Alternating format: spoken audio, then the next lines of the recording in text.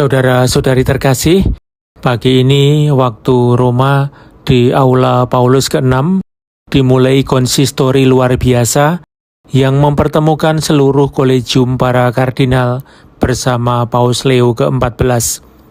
Konsistori berlangsung selama 2 hari, yaitu pada tanggal 26 sampai 27 Juni 2026. Berikut ini adalah pidato yang disampaikan oleh Paus kepada para kardinal yang hadir.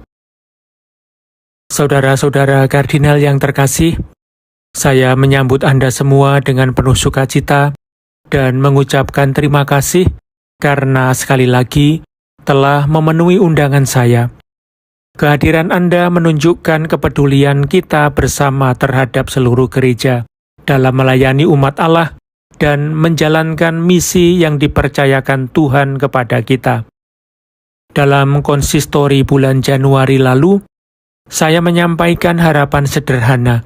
Semoga pertemuan-pertemuan seperti ini membantu kita semakin belajar bekerja sama dalam melayani gereja dan terus berdialog, sehingga saya pun dapat menjalankan pelayanan bagi seluruh gereja dengan lebih baik.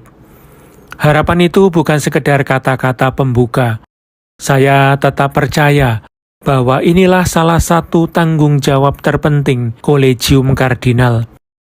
Seperti seluruh gereja, kita juga belajar sambil berjalan. Persekutuan bukanlah sesuatu yang sekali tercapai lalu selesai selamanya. Persekutuan adalah sebuah pertobatan yang harus terus diperbarui setiap hari. Persekutuan dibangun melalui doa, sikap hidup yang nyata, hubungan yang saling percaya, dan kesediaan untuk saling mendengarkan. Dalam beberapa bulan terakhir, saya berulang kali mengingatkan bahwa kita dipanggil menjadi pembangun persekutuan Kristus. Persekutuan itu terwujud dalam gereja yang sinodal, di mana semua orang bekerja sama dalam satu misi yang sama, masing-masing sesuai dengan karisma dan pelayanannya. Seperti yang pernah saya katakan kepada Kuria Roma, persekutuan tidak dibangun terutama melalui kata-kata atau dokumen, melainkan melalui tindakan dan sikap nyata yang tampak dalam kehidupan sehari-hari, termasuk dalam lingkungan kerja kita. Kita bukan penjaga kepentingan kelompok tertentu, melainkan murid dan saksi kerajaan Allah yang dipanggil menjadi ragi persaudaraan universal di dalam Kristus. Karena itu, saya ingin agar pembahasan kita berfokus pada 4 tema yang saling berkaitan. Tema pertama mengajak kita untuk melihat dunia tempat gereja diutus untuk mewartakan Injil. Sebelum bertanya apa yang harus kita lakukan, kita perlu berhenti sejenak dan memandang kenyataan dengan mata iman. Kita juga perlu membiarkan diri disentuh oleh pengalaman dan suara saudara-saudari kita. Beberapa minggu lalu, saya mengingatkan bahwa Yesus berjalan di jalan-jalan, melalui alun-alun kota, mengunjungi lingkungan tempat kita tinggal, dan hadir dalam kehidupan sehari-hari sebagai Allah yang dekat dengan umatnya, dan sebagai Tuhan yang berkarya dalam sejarah. Sampai hari ini pun, Tuhan tetap berjalan lebih dahulu di depan kita. Karena itu, tugas pertama gereja adalah mengenali kehadirannya. Pada sesi berikutnya, kita akan membahas budaya kekuasaan dan peradaban kasih.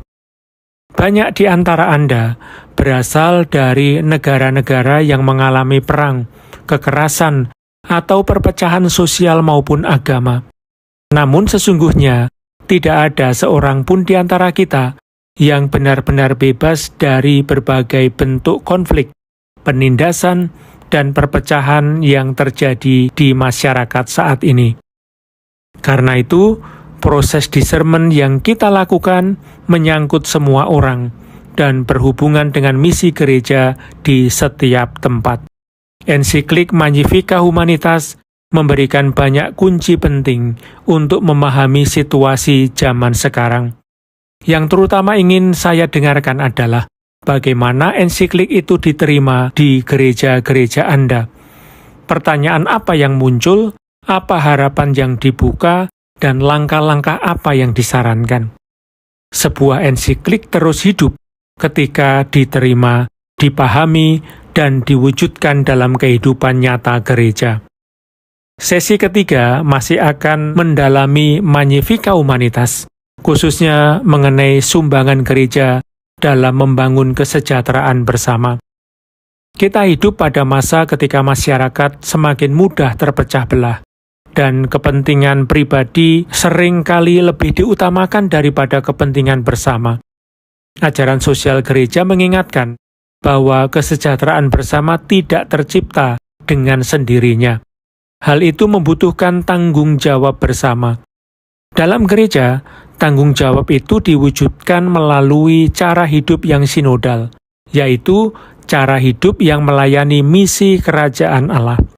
Ensiklik Magnificat Humanitas nomor 86 juga mengingatkan bahwa hal ini menuntut perhatian terhadap cara kita mengambil keputusan dan menjalankan tanggung jawab dengan mengutamakan transparansi, evaluasi, dan tanggung jawab bersama.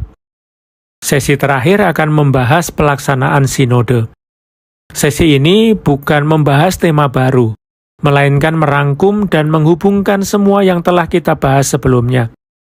Di tengah berbagai luka dunia, upaya membangun kesejahteraan bersama dan misi gereja, sinodalitas menunjukkan cara yang harus kita tempuh. Saling mendengarkan, bersama-sama melakukan discernment, dan bersama-sama memikul tanggung jawab atas keputusan-keputusan yang Tuhan percayakan kepada kita. Sinodalitas bukan pertama-tama sekedar kumpulan aturan atau prosedur. Seperti yang sudah beberapa kali saya katakan, sinodalitas adalah sebuah sikap hidup, keterbukaan hati, dan kesediaan untuk saling memahami. Kadang-kadang sinodalitas dianggap mengurangi kewibawaan pemimpin, padahal justru sebaliknya. Sinodalitas membantu kita memahami makna sejati dari otoritas, yaitu menjaga persekutuan, mendorong partisipasi semua orang, dan mengarahkan perjalanan bersama gereja. Keempat tema ini dipersatukan oleh semangat misioner yang telah kita bicarakan dalam konsistori sebelumnya, dan saya tegaskan kembali dalam surat saya bulan April yang lalu. Kita berkumpul di sini bukan terutama untuk membahas kehidupan internal gereja. Semua tema yang akan kita bahas, pandangan terhadap dunia, perdamaian, kesejahteraan bersama, dan sinodalitas, bermuara pada satu pertanyaan. Bagaimana kita dapat membantu gereja-gereja kita mewartakan Injil dengan lebih setia, lebih bebas, dan lebih dapat dipercaya? Misi bukan sekedar salah satu tugas gereja. Misi adalah alasan mengapa gereja ada. Karena itu, misi menjadi ukuran yang membimbing setiap proses discernment kita. Ketika kita belajar saling mendengarkan, memikul tanggung jawab bersama, dan mengenali karya Roh Kudus di berbagai gereja, kita bukan hanya memperbaiki cara bekerja. Kita sedang menjadi gereja yang semakin mampu menjumpai laki-laki dan perempuan zaman ini, serta mewartakan kepada mereka sukacita Injil. Karena itu, saya ingin minta bantuan khusus dari Anda. Pelayanan yang Tuhan percayakan kepada saya tidak dapat saya jalankan sendirian.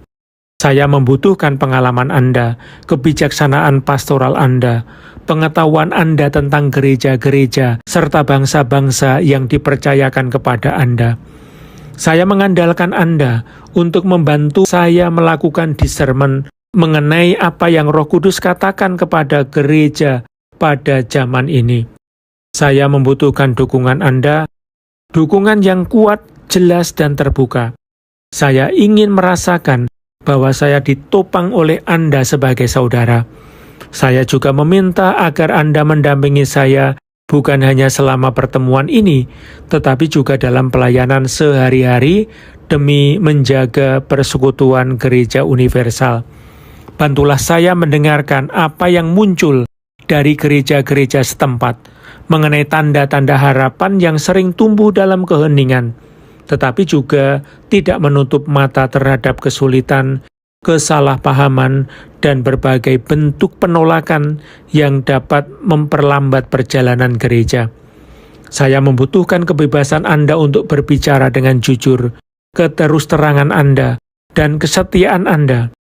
Nasihat yang tulus selalu merupakan wujud nyata dari persekutuan.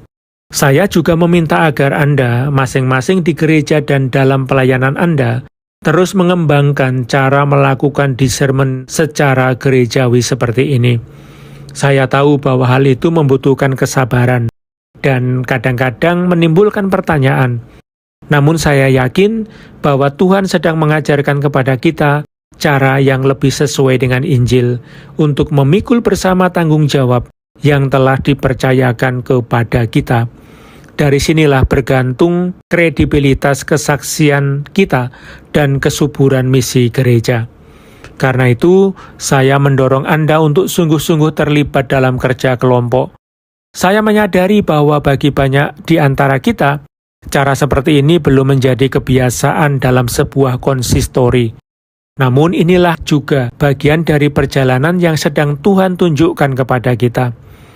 Tentu saja tetap akan ada kesempatan bagi setiap orang untuk menyampaikan pendapat secara pribadi. Seperti biasa, siapapun dapat menyampaikan kepada saya catatan atau refleksi pribadi secara bebas. Namun saya mengajak Anda semua memasuki pengalaman hidup menggereja ini dengan penuh kepercayaan. Kita belajar hidup secara sinodal dengan mempraktekkannya. Kita belajar bertumbuh bersama dalam persekutuan. Saya mengucapkan terima kasih sejak sekarang atas kesediaan Anda, kebebasan batin Anda, dan kasih Anda kepada gereja. Mari kita menyerahkan hari-hari ini kepada Roh Kudus, agar Ia membuat kita peka terhadap suaranya dan menganugerahkan rahmat kepada kita untuk bersama-sama mencari apa yang paling berguna bagi Injil dan bagi kesejahteraan umat Allah. Terima kasih.